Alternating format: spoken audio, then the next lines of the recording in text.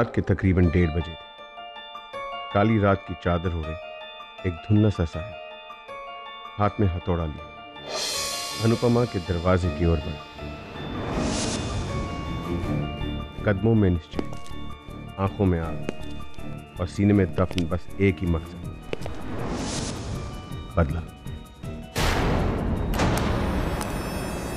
हथौड़े के बस एक ही वार के सामने सहमे हुए दरवाजे ने भी घुटने टेक दिए और गुमनाम कातिल अनुपमा के घर में घुसा। खतरा और भी करीब और बढ़ता गया। अनुपमा के कमरे थे जहां वो आने वाले मौत से अनजान राहुल के सपनों में खोई चैन की नींद सो रही।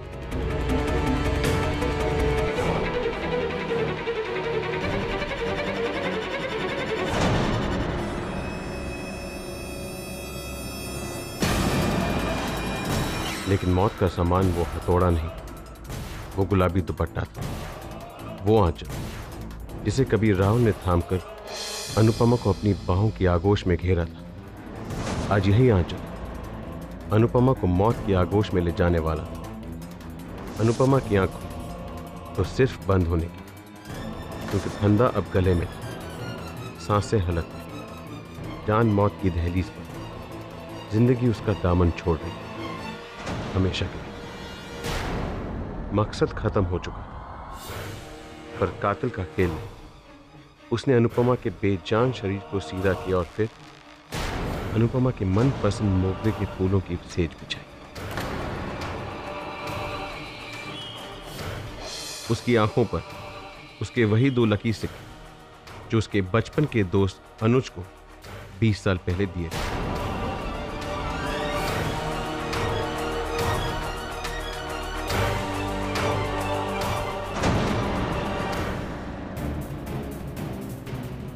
और फिर कमरे में बजा साइड टेबल पर रखे पुराने ग्रामोफोन से अनुपमा और अनुज के बचपन के प्यार का वो गीत।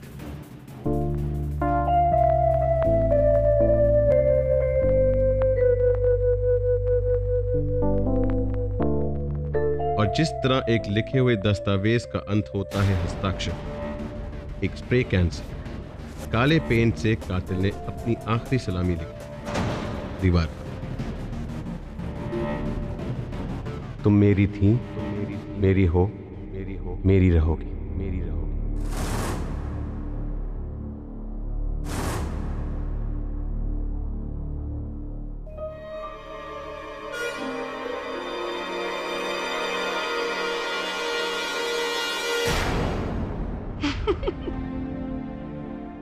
क्या दिल होता, तुमने तो मुझे डरा दिया। इतने बड़े मिस्ट्री राइटर जिनकी भयानक किताबें पढ़कर लाखों लोग डर के मारे सो नहीं पाते, उसकी बीवी ने उसे डरा दिया। अगर आपके फैंस ये बात सुनेंगे तो क्या कहेंगे, मिस्टर निखिल मिश्रा? मेरे फैंस अगर ये बात सुनेंगे तो यही कहेंगे, ये काफी समझदार और सुलझा हुआ राइटर अपनी बीवी से डरता है, सुखी रहेगा। अच्छा, तुमने जो आइडिया दिया था उस पर मैं अपनी नई नॉवेल के लास्ट चैप्टर को रिवाइज कर रहा हूँ।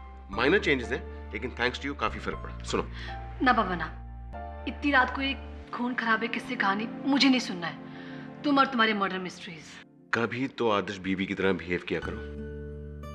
तुम्हारे संकीपन को झेलती हूँ, क्या ये कम आदर्शवाद है? रात के 2 बजे, अब तक तो उल्लू भी सो गए होंगे। एक उल्लू है जो अभी तक जगा हुआ है। Ravan sir, good morning, good evening या गुड नाइट कम? गुड तो मेरे लिए तब होगा निखिल जब तुम अपनी ये पहली सीक्रेट नई किताब कंप्लीट कर दोगे। अच्छा, कहां तक आई तुम्हारी ये गाड़ी? आखिरी चैप्टर लिख रहा हूं। आज फ्राइडे है, मंडे को पूरा का पूरा नॉवल आपके पब्लिशिंग हाउस भेज दूंगा। ये बात पिछले 8 फ्राइडे से तुम मुझसे कहते आ रहे हो निखिल। पता नहीं कब आएगा तुम्हारा ये मंडे। तुम्हारे फैंस की जो ये लंबी लाइन लगी है ना, उसमें सबसे आगे हम ही तो खड़े हैं, जो पूरी बेसब्री के साथ इंतजार कर रहे हैं तुम्हारी अगली सुपरहिट नॉवेल का। नहीं सर, आप मेरे फैन नहीं, आप मेरे मेंटोर, मेरे अन्नदाता। अगर आप नहीं छापेंगे तो मेरे लिखने का क्या फायदा? Monday, I promise. कहानी कैसे जा रही है आगे? यूं समझ लीजिए कि जान ले लेगी। Great great great. Good night. Well thanks. Dhawan साहब, हाँ, उठा ही सही कभी हमारी भी तारीफ कर दिया कीजिए। भाई राइटर हम भी बुरे नहीं है, जो भी लिखते हैं दिल से लिखते हैं। और क्या? अरे सर, पिछली बार मेरी और उसकी बुक के सेल्स में सिर्फ 1000 कॉपीज का फर्क हाँ था। हाँ बिल्कुल। हम भी कुछ कम हिट राइटर नहीं है सर। वो बात नहीं है Tripathi, but just to quote गाली, है और भी दुनिया में लेखक बहुत अच्छे। निखिल मिश्रा का है अंदाज़े बयां ही कुछ और। Yes yes sentiment.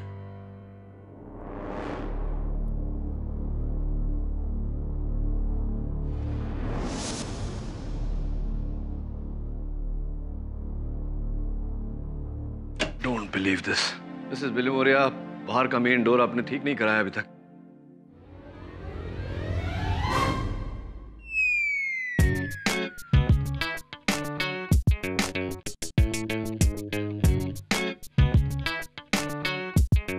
बू, रिलैक्स मिसेस बिलिमोरिया। क्या पढ़ रही हैं आप? Murder he road by Nikhil Mishra. इस नॉवेल में आप इतनी खो गई हैं, इतना ध्यान आप मेरे केसेस में देती तो क्या बात होती। Any messages? नो केडी, ये बेस्ट सेलर राइटर है और ये इसकी लेटेस्ट बुक है, murder he wrote, English translation. हर सेकंड पेज पे ट्विस्ट एंड टर्न्स। तुमको भी पढ़ना चाहिए। Thanks Mrs Bilimoria, but no thanks.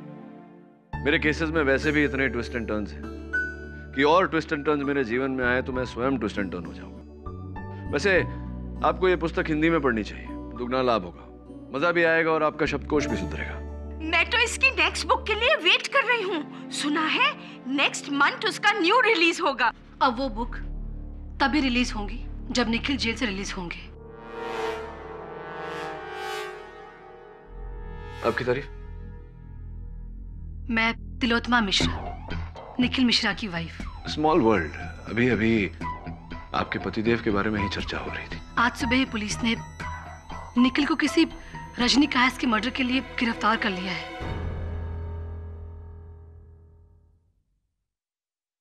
Nikhil की नई नॉवेल मौत के परिंदे, उसमें अनुपमा का मर्डर बिल्कुल उसी तरह से होता है जिस तरह से रजनी का मर्डर हुआ। मेरा मतलब है कि हर डिटेल, हर चीज, सब कुछ same to same. Mrs Mishra, मुझे यहाँ कोई समस्या नजर नहीं आ रही। निखिल जी की पुस्तकें लाखों लोग पढ़ते हैं। हो सकता है किसी व्यक्ति ने ये पुस्तक पढ़कर उसकी नकल की हो। मैं आपकी इस बात को मान लेती अगर ये किताब छपी होती, मगर ये किताब मौत के परिंदे अब तक ये छपी भी नहीं है। निखिल इस किताब को लिख रहे हैं और इस किताब के बारे में सिवाय निखिल के किसी को नहीं पता था, किसी को भी नहीं। ऐसे आखिर हमारा सबसे बड़ा प्रतिद्वंदी हमारे रास्ते से हट ही गया। जनाब अपनी ही कहानी को हकीकत बनाने चले थे। भाई त्रिपाठी, मुझे तो लगता है कि इस बार का बेस्ट सेलर या तो तुम्हारा होगा या हमारा। सलमान भाई, जरा सोचो, जरा समझो। Bad publicity is also good publicity. इस विवाद के चलते लोगों में निखिल की किताब पढ़ने की उत्सुकता और बढ़ेगी, और अगर किसी तरह वो इस केस से छूट पाया ना, तो मान लीजिए मेरी बात, उसकी बुक के सेल्स 2 गुना नहीं 3 गुना बढ़ जाएंगे, और इस साल के सारे अवार्ड्स भी उसी की झोली में। कुछ समझे आप? बात तो सही है त्रिपाठी।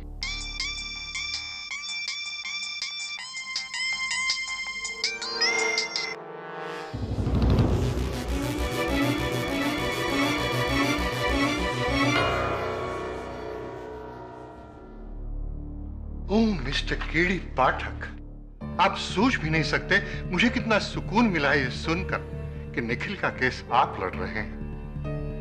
थैंक गॉड आप आ गए। देखिए, द बॉय इज इनोसेंट। आप प्लीज उसे बचा लीजिएगा, नहीं तो मैं जिंदगी भर अपने आप को माफ नहीं कर पाऊंगा। आप कौन? जी, ऐसा है कि एक तरह से उसके यहां होने का कारण मैं ही हूं। Please help him.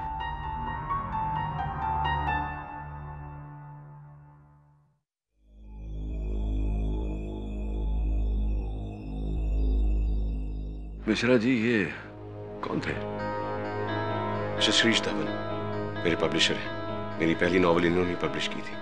काफी उपकार है इनके मुझ पर। ऐसी। ये बताइए मिश्रा जी, आपने अपनी नई पुस्तक किसी को पढ़ने दी थी?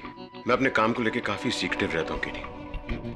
जब तक पहला ड्राफ्ट नहीं बन जाता मैं किसी को नहीं सुनाता। मिश्रा जी, स्पष्ट है कि कोई तो व्यक्ति है जिसने आपकी ये नई पुस्तक पढ़ी और फिर आपकी पटकथा की नकल करके रजनी कायस्थ की हत्या की। No chance. मेरी कहानी की एक ही कॉपी है जो मेरे लैपटॉप पर है, जिसका पासवर्ड सिर्फ मेरे पास है, मेरी वाइफ के पास भी नहीं। और ये प्रिंटआउट्स मैंने खुद निकाले, एक ही सेट।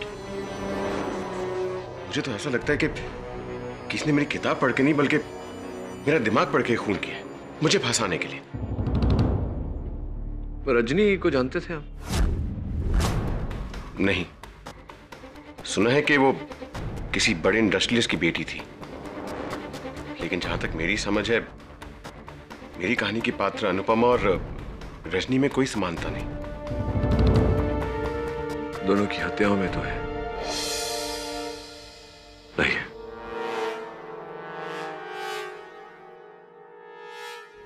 मकसद खत्म हो चुका था, पर कातिल का खेल नहीं। उसने अनुपमा के बेजान शरीर को सीधा किया और फिर अनुपमा के मनपसंद मोगरे के फूलों की सेज बिछाई और फिर उसी फूलों से उसके शरीर को ढका और उसकी आंखों पर उसके वही 2 लकी सिक्के जो उसके बचपन के दोस्त अनुज को 20 साल पहले दिए थे और रखे। और फिर कमरे में बजा अनुपमा और अनुज के बचपन के प्यार का वो गीत साइड टेबल पर रखे हुए ग्रामोफोन से। और जिस तरह एक लिखे हुए दस्तावेज का अंत होता है हस्ताक्षर, एक स्प्रे कैन से ब्लैक पेंट से कातिल ने आखिरी सलामी लिखी दीवार पर, तुम मेरी थी, मेरी हो और मेरी रहोगी। रोंगटे खड़े हो, कमाल लिखते हैं आपके हाथों में जादू है। मतलब इतनी गहराई से लिखते हैं आप कि पढ़ने वाले को तो यूं खून यूं सामने होते हुए दिखता है। फिर क्यों यूं प्रैक्टिकली फिजिकली झाकर खून करने की क्या जरूरत क्या थी? है आई ऑब्जेक्ट योर ऑनर। अब तक ये प्रमाणित नहीं हुआ है कि मेरे मुवक्किल ने रजनी कायस्थ की हत्या की है। हत्या स्थल पर किसी की उंगलियों के निशान नहीं पाए गए, कोई ऐसा सुराग भी नहीं पाया गया योर ऑनर जो इस बात का संकेत हो कि निखिल मिश्रा जी ने रजनी जी की हत्या की है। Objection sustain. साबित नहीं हुआ तो कर देंगे 10 मिनट। योर ऑनर, अब तो आप भी जान गए होंगे और मान भी लेंगे कि रजनी कायस्थ का खून हूबहू बिल्कुल उसी तरह हुआ है जिस तरह से निखिल मिश्रा चाहते थे। सॉरी, जिस तरह से उन्होंने लिखा था। जी नहीं, ऐसा नहीं। स्पष्ट किए देता हूं। किताब में गुलाबी रंग के दुपट्टे का जिक्र है, जबकि हत्या नीले रंग के दुपट्टे से की गई है।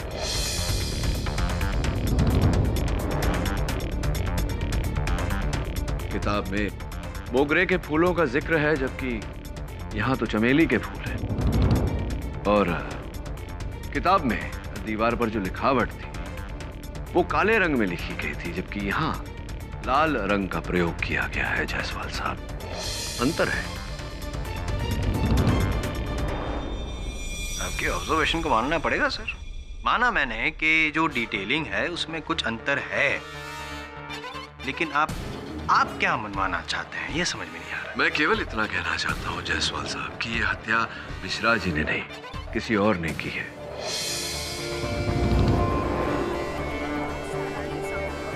अगर ये हत्या मिश्रा जी ने की होती तो स्वयं इनकी लिखी हुई जानकारी ये क्यों भूल जाते? कम ऑन पाठक साहब, अब दुपट्टे का रंग नीला ना होके गुलाबी हो गया तो क्या हुआ? दुपट्टे का रंग बदला है, खून का रंग नहीं।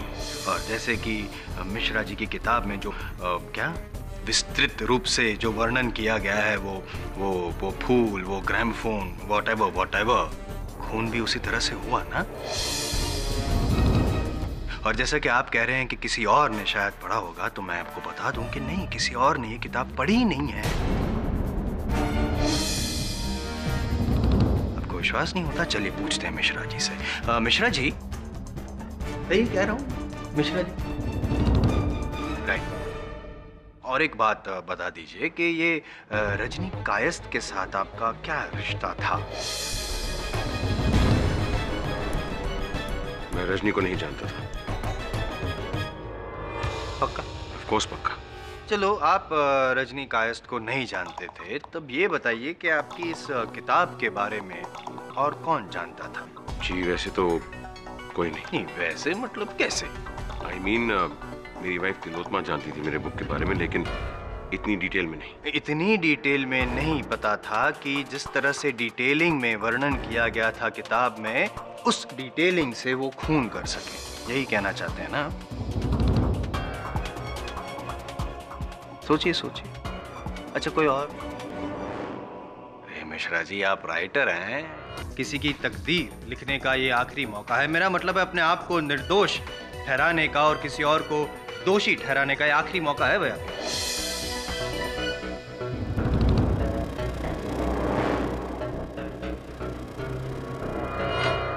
जी नहीं, ऐसा कोई और नहीं है जो मेरी किताब को इस बारीकी से जानता हो। प्रश्न है मेरे मन में जायसवाल साहब। मेरे लिए? इनके लिए? नहीं, आप ही के लिए, क्योंकि आप ही ने अभी कहा कि मिश्रा जी के अतिरिक्त और किसी को इनकी पुस्तक के बारे में ज्ञान नहीं था। तो मैं आपसे पूछना चाहता हूँ कि जब पुलिस ने इन्हें गिरफ्तार किया तो इन पर संदेह जाने का कारण ये था कि हत्या का वर्णन और इनकी पुस्तक में हत्या का वर्णन मेल खाते हैं। पुलिस को कैसे पता चला? पुलिस ने तो यह किताब पढ़ी नहीं थी। राइट।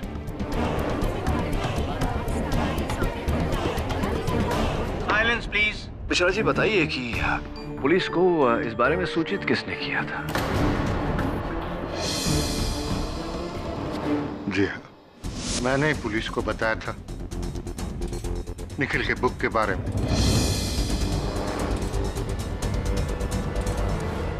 हाँ धवन साहब, ये तो हम जानते हैं। मेरा प्रश्न ये है कि निखिल जी के कथन के अनुसार केवल ये ही जानते थे अपनी पुस्तक के बारे में।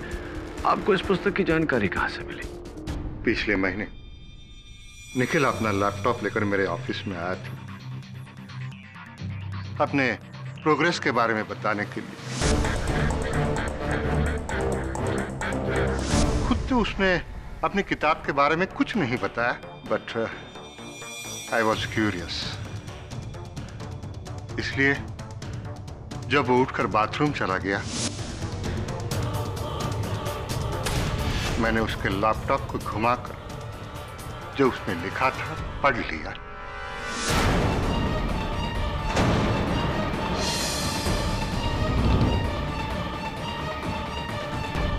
Curiosity kills the cat, Mr. Dhawan. Anyway, bathroom जाकर लौटने को 5-10 मिनट लगते हैं। ताज्जुब है कि आपने इतने कम समय में पूरी पुस्तक पढ़ ली। नहीं, मैंने मैथ्स सिनॉप्सिस पढ़ा। मैंने सिनॉप्सिस पढ़ी, आपने कहानी का संक्षेप पढ़ा, लेकिन कहानी के संक्षेप में इतनी विस्तृत जानकारी तो होती नहीं, किस रंग का दुपट्टा इत्यादि इत्यादि। जिसमें लिखा था कि नायिका की मौत स्टोरी के एंड में फूलों की सेज पर होती है। तो उसी दिन पुलिस कमिश्नर साहब एक पार्टी में मुझे मिले। उन्होंने रजनी की हत्या के बारे में बताया। फिर मैंने भी, जैसा हम कैजुअली बोलते हैं ना, कि निखिल के बुक के बारे में बताया। उसमें भी नायिका की मौत ऐसे ही होती है। जो आपने मुझसे बात कही थी कि आप ही के कारण निखिल जी की ये दुर्दशा है। अब मैं उस बात का तात्पर्य समझा कि यही कारण था जो आपने वो बात कही थी, या कोई और भी कारण है? हाँ हाँ, यही एक वजह थी, और क्या वजह हो सकती है? यही, आप ही ने निखिल मिश्रा की बुक की कॉपी की, आप ही ने रजनी कायस्थ का खून किया ताकि निखिल मिश्रा फंस जाए। करेक्ट पाठक सर? क्या बात है जायसवाल साहब, आई एम इम्प्रेस्ड। सही कहते हैं, संगत का असर होता है। देखिए ना, मेरे साथ रह रहकर आप भी उचित मुद्दा उठाने लगे। तो बताइए अहमद साहब, क्या ऐसा हुआ था कि आपने मिश्रा जी की किताब पढ़ी और उससे इंस्पायर होकर, प्रेरित होकर ये हत्या की और इन्हें फंसाया? मैं निखिल को क्यों फंसाऊंगा? अरे वो तो मेरे बेटे जैसा है, शुरू से मैंने कितनी हेल्प की है उसे। जी हाँ, धवन सर मेरा नुकसान क्यों चाहिए? इसे तो उन्हें नुकसान होगा। करेक्ट, सही बयान दे रहे। अब मिश्रा जी, एक छोटा सा सही बयान और दे ही दीजिए कि आप ही ने रजनी कायस्थ को। मैंने आपसे कहा ना, मैं रजनी को नहीं जानता था। मैं भूल जाता हूँ आप रजनी को। कभी कोई पार्टी वगैरह में मिले तो फिर हो सकता है कहीं कभी किसी बुक लॉन्च पे कुछ ऐसा। आप फिर से वही बात कर रहे हैं। I object your honour, prosecution is coercing the witness. Jaiswal साहब मेरे मुवक्किल पर दबाव डाल रहे हैं। Objection sustained. योर ऑनर, आजकल के दौर में चलचित्र के निर्गमन से पहले ही, उसके रिलीज से पहले ही उसकी चोरी की हुई पायरेटेड कॉपी इंटरनेट पर आ जाती है। हो सकता है ऐसा कुछ मिश्रा जी की पुस्तक के साथ भी हुआ हो। प्रकाशन से पहले ही किसी ने इनकी पुस्तक चुराई हो, उससे प्रेरित हुआ हो और उसकी नकल करके यह हत्या की हो और इन्हें फंसाया हो।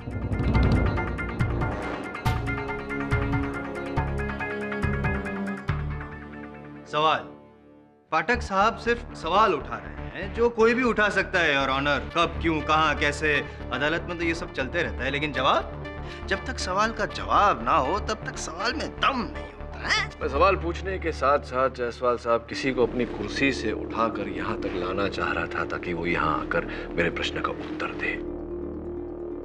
योर ऑनर, मैं मिस्टर गुलशन त्रिपाठी को कटघरे में बुलाने की अनुमति चाहता हूँ। मिस्टर गुलशन त्रिपाठी, आप भी एक लेखक हैं। मिश्रा जी की तरह अनेक रोमांच से भरे मर्डर मिस्ट्रीज लिखे हैं आपने, क्या यह सत्य है? जी। तो एक प्रकार से तो आप मिश्रा जी के प्रतिद्वंदी हुए। जी। क्या बात है, आप इतना डर क्यों रहे? पानी पिएंगे? नहीं नहीं, मैं ठीक हूँ। दरअसल ये इन्होंने इनकी नॉवेल में क्या लिखा है मुझे कुछ नहीं मालूम। क्या ना कि हम लोग हमारे काम कभी शेयर नहीं करते। गुलशन त्रिपाठी @zingmail.com आप ही का ईमेल आईडी। तो आप अपना ईमेल चेक करते हैं रोजाना या हर दूसरे दिन? जी, दूसरे दिन। कुछ समय पहले एक ईमेल भेजा गया था।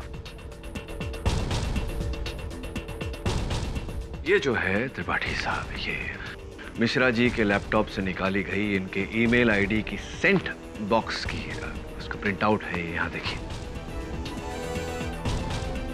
गुलशन त्रिपाठी @zingmail.com। इसके साथ में एक अटैचमेंट भी है, मौत के परिंदे, अंतिम अध्याय, द फाइनल चैप्टर।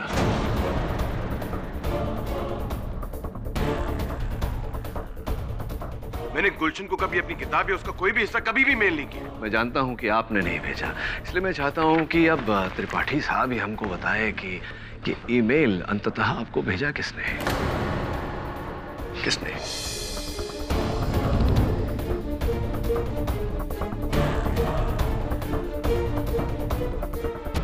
मना किया था तुम्हें,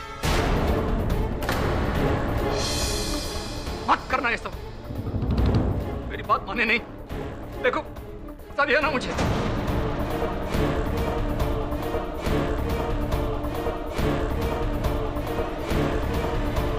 तिलोत्तमा, मैंने ही गुलशन को निखिल की किताब का आखिरी चैप्टर मेल किया था। मिश्रा जी, क्या आपको इस बारे में कोई जानकारी थी? जी नहीं। I mean, हाँ, तिलोत्तमा और गुलशन की दोस्ती के बारे में जानता था। दोनों कॉलेज में साथ पढ़ते थे। लेकिन मुझे समझ नहीं आ रहा कि मुझसे पूछे बगैर मेरे सबसे बड़े राइवल को तुमने मेरी किताब क्यों भेजी?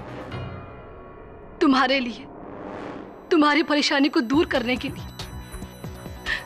जज साहब, पिछले कई दिनों से निखिल अपनी किताब की आखिरी अध्याय को लेकर बहुत परेशान था। वो अपने आखिरी अध्याय में बुरी तरह से अटक गया था, जिसकी वजह से निखिल का मूड हमेशा ऑफ रहता था। और तो और इन सब की वजह से हम दोनों के बीच में झगड़े शुरू होने लगे। बस मुझसे ये सब कुछ देखा नहीं गया, मुझसे निखिल की परेशानी देखी नहीं गई,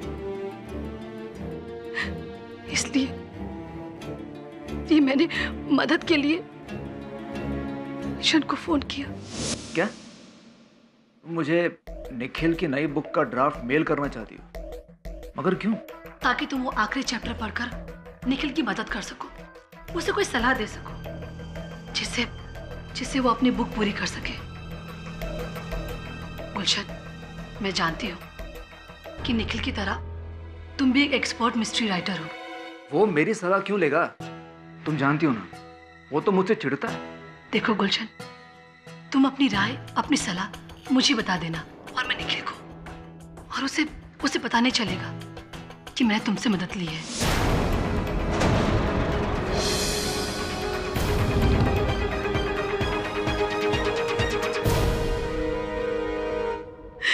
जज साहब, मैं सिर्फ और सिर्फ अपने घर में शांति चाहती थी। निखिल, मेरा यकीन मानो, मेरा कोई बुरा मकसद नहीं था मेरा कोई बुरा मकसद।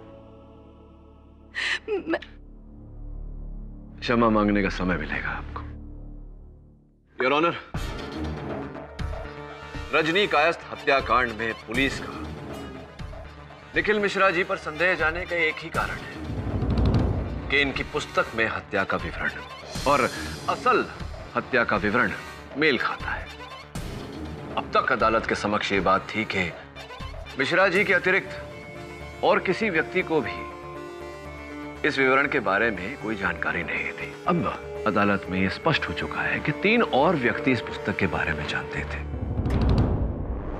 सर्वप्रथम इनके प्रकाशक श्री शिरीष धवन, द्वितीय इनकी धर्मपत्नी श्रीमती तिलोत्तमा मिश्रा, और तीसरे इनकी पत्नी के घनिष्ठ मित्र श्री गुलशन त्रिपाठी जी। इसके चलते योर ऑनर, मेरे मुवक्किल पर संदेह 75% कम हो जाता है, और मुझे पूरी अपेक्षा है कि मेरे होनहार मित्र भी मेरी इस बात से सहमत होंगे।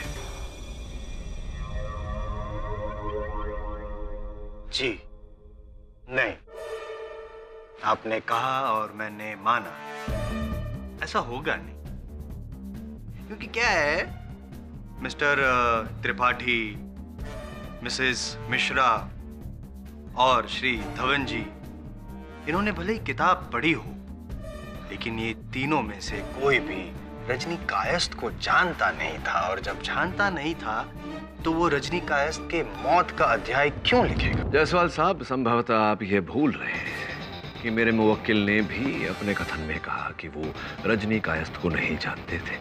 एक मिनट, आप अगर बैठना चाहे तो बैठ सकते हैं। मैं जरा पूछना चाहता हूँ। हाँ, बी माय गेस्ट। हाँ मिश्रा जी, जैसे कि अभी पाठक साहब ने बताया कि मैं भूल रहा हूँ, आपने जो वो स्टेटमेंट दिया था, कहीं ऐसा तो नहीं कि आप भी भूल रहे हैं कि आपका रजनी कायस्थ के साथ कोई रिश्ता था? कहीं ऐसा? अगेन, मैंने आपसे कहा ना, मैं रजनी को नहीं जानता।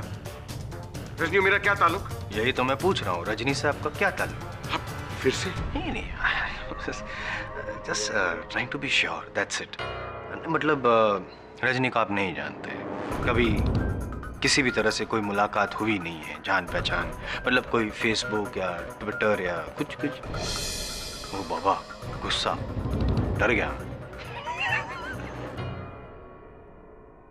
चलो ठीक है, आपकी बात को मैं मान लेता हूँ पाठक साहब कि वो रजनी कायस्थ को नहीं जानते थे। शायद रजनी कायस्थ आपको बहुत अच्छी तरह से जानती थी मिश्रा जी, नहीं?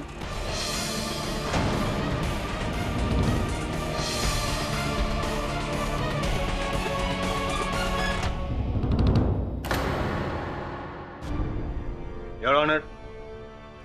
अरे क्या हो, घबरा गए? पसीने छूट रहे हैं, रुमाल दूं?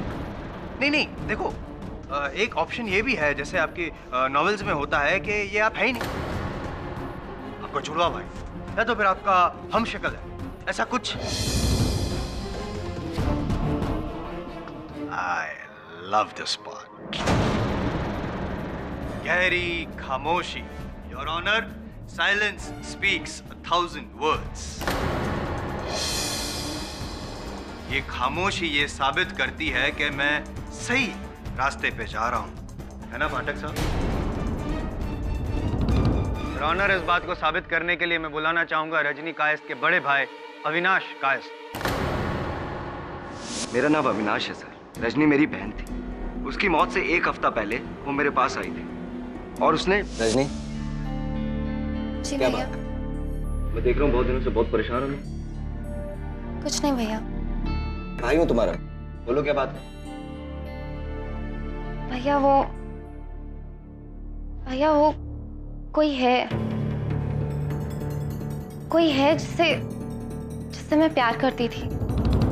6 महीने से हमारा अफेयर था, लेकिन अब नहीं है।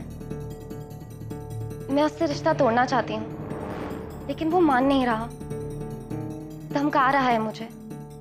Emotional blackmail. कौन है वो? एक राइटर है। नाम तो होगा ना उसका? फॉरगेट इट भैया, मैं उसे भूल चुकी हूँ। शादीशुदा आदमी है।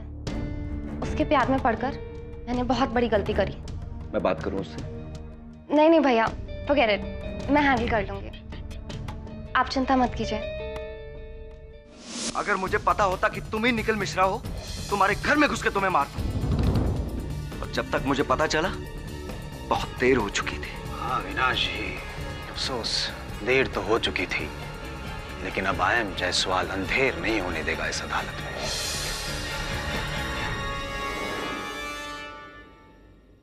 मिश्रा जी, कम ऑन, बोलिए ना, let us know the fact. बता दीजिए ना, बताइए सच क्या है? बता दीजिए अदालत को, क्या आप रजनी कायस्थ को जानते थे और आपने रजनी कायस्थ का खून किया है? Tell us! जी, मैं रजनी को एक बुक कॉन्फ्रेंस में मिला था। 6 महीनों से हमारा अफेयर चल रहा था।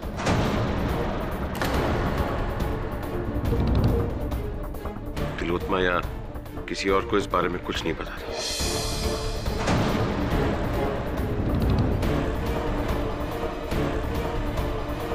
लेकिन इतना ही सच है, मैंने उसे नहीं मारा है। I haven't killed her. Leave it to me to prove it, whether you killed her or not. मैं बताऊंगा कि आपने रजनी कायस्थ को क्यों मारा, क्योंकि वो आपको छोड़ना चाहती थी। आप उसे धमका रहे थे, लेकिन धमकी का कोई असर नहीं हुआ, तो आखिरी रास्ता खून। The fiction became the fact.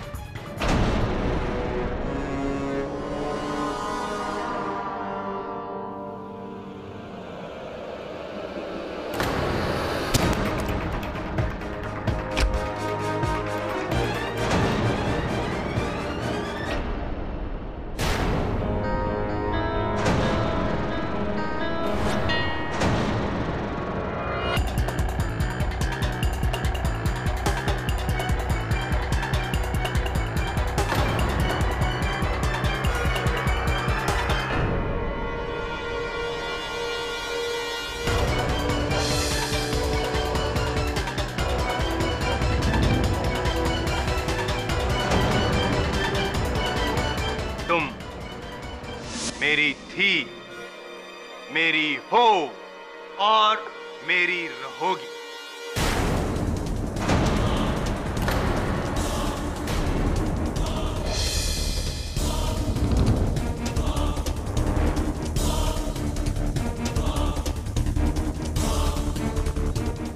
Honour, इसी के साथ किस्से और कहानी का दी एंड। किरी, I'm really sorry, मुझसे बहुत बड़ी भूल हो गई। पर मैं और क्या करता? मैं कैसे सबको बता देता कि मेरा रजनी के साथ अफेयर था? ये बात तिलोत्मा को पता चल जाती, पुलिस को, सारी दुनिया को पता चल जाती। इससे मेरा केस तो खराब होता है, लेकिन साथ ही साथ मेरी इमेज भी खराब हो जाती। इमेज? आपको इमेज की पड़ी? यहाँ आपका जीवन दांव पर लगा हुआ है, उसका कुछ नहीं। अब इसके बाद तो प्रोसिक्यूशन को छोड़िए, मुझे संदेह हो रहा है कि रजनी की हत्या आपने की है, किसी और को नहीं। मुझे तो बताना चाहिए था। KD, I am really sorry. अच्छा, एक बात है जो मैंने किसी को नहीं बताई। बताइए, क्या है?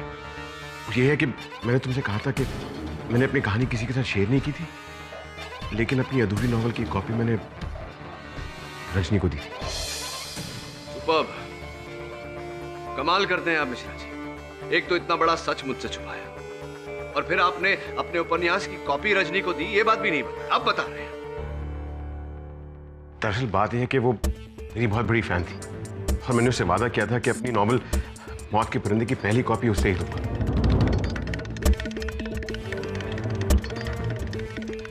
कॉपी लौटाई थी उसने पढ़ने के बाद? नहीं, उसने कॉपी वापस तो नहीं दी, और अब वो कॉपी कहाँ है मुझे नहीं पता, लेकिन हो सकता है कि किसी ने उस कॉपी को पढ़ के रजनी की जान ली हो, उसी अंदाज में। हाँ, संभव तो ऐसा ही हुआ होगा, लेकिन कैसे पता लगाएं कि रजनी के अतिरिक्त और किसने ये नॉवल पढ़ी? सिर्फ रजनी बता सकती थी, और दुर्भाग्यवश अब वो रही नहीं। केडी, प्लीज मुझे सिचुएशन से निकाल दो। आई प्रॉमिस, मैंने रजनी को नहीं मारा है, और देखो, मैंने जिंदगी में बहुत गलतियां की हैं, अपनी बीवी को धोखा दिया। एक बार मैं बच गया तो मैं तिलोत्तमा से उसके पैर पकड़ के उससे माफी मांग लूंगा। Please help me. और कोई ऐसी बात है जो आपने मुझे नहीं बताई?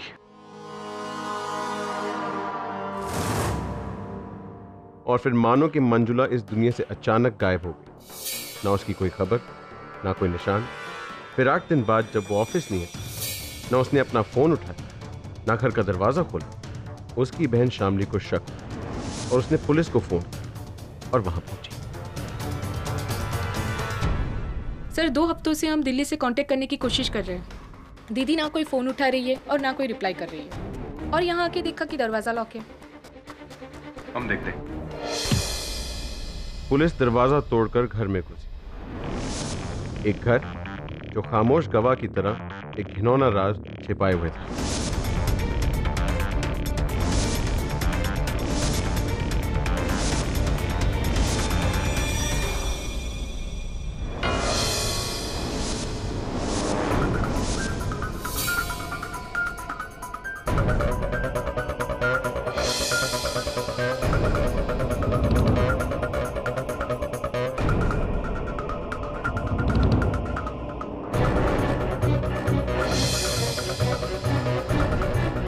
और फ्रिज खोलते ही उसमें मिली 2 हफ्तों से जमी शामली की लाश।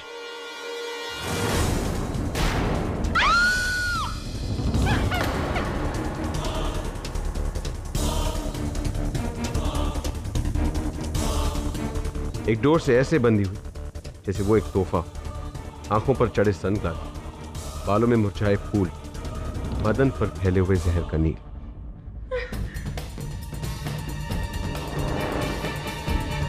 सर, दीदी की फोटो मिला है।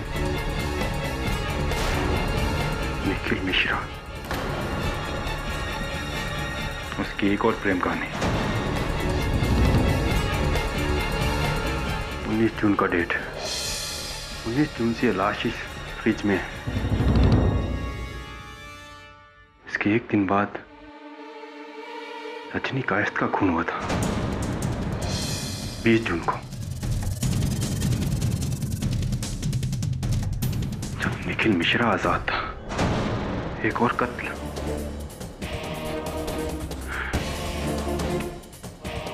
Bad news for KD Pathak.